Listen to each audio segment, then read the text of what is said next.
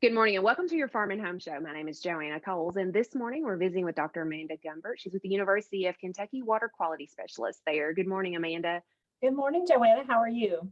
Well, I'm great, and I'm glad you're here today because we're going to talk a little bit about water. It's one of our most precious resources, and we've had some interesting weather events, but we probably always need to be mindful of water.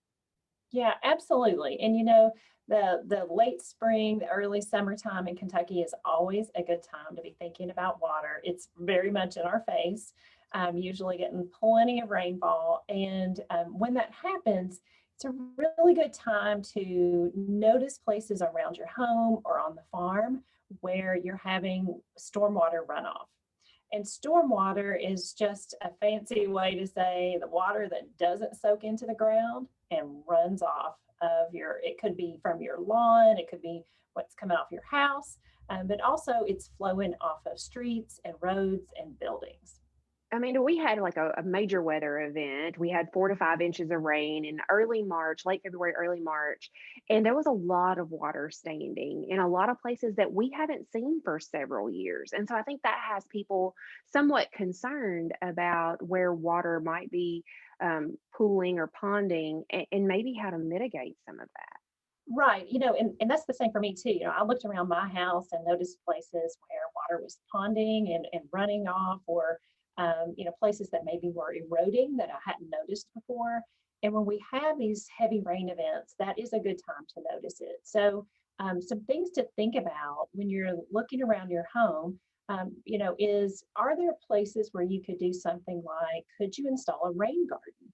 And so a rain garden doesn't have to be a huge undertaking, but it could be a place in the landscape where you're going to create kind of a bowl-shaped area and away from your home. You don't want it up against the foundation, but somewhere out in the yard where you could hold a little bit of water. You could plant that in native grasses and maybe some really pretty blooming perennials that are native.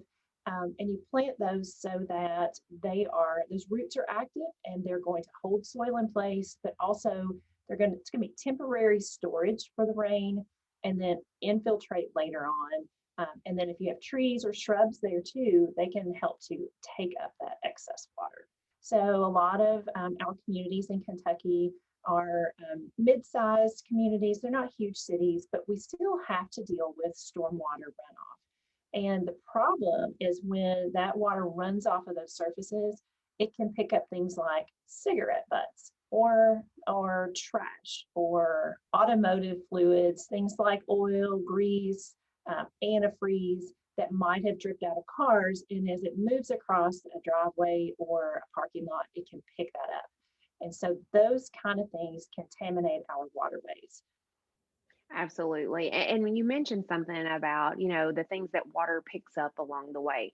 And a lot of times we think about maybe taking care of our yard and our area, but really don't think about how all this system is connected together and the things and the choices that we make can affect our neighbors, our whole neighborhood. Yeah, absolutely. So, thinking about being mindful of, especially if you're building a home or you're building a structure, does it need to be so big? Do you need a sidewalk there? Could you use like a gravel or wood chip walkway instead of a concrete sidewalk, so that you have less impervious surface? So impervious is any surface that's not going to let water infiltrate through, because if it doesn't infiltrate, then it's going to run off.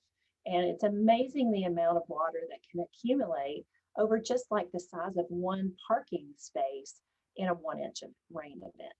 Yeah. And I think we notice that and maybe are more aware. And hopefully there are things that we can do when we look around our own property to do that. Now, Amanda, is there information out there available for people if they're interested in maybe installing some of these? Absolutely. We have lots of extension publications. They can find those in your office. They can find those on our University of Kentucky website. And there are publications that will talk folks through things that we call low impact infrastructure or low impact development. And that's kind of on a bigger scale, but even some homeowner practices, we've got publications that can help you get the right information too. All right. Well, certainly appreciate you visiting with us today. And if you have questions, make sure to contact your local extension office. Thanks for watching and have a great day.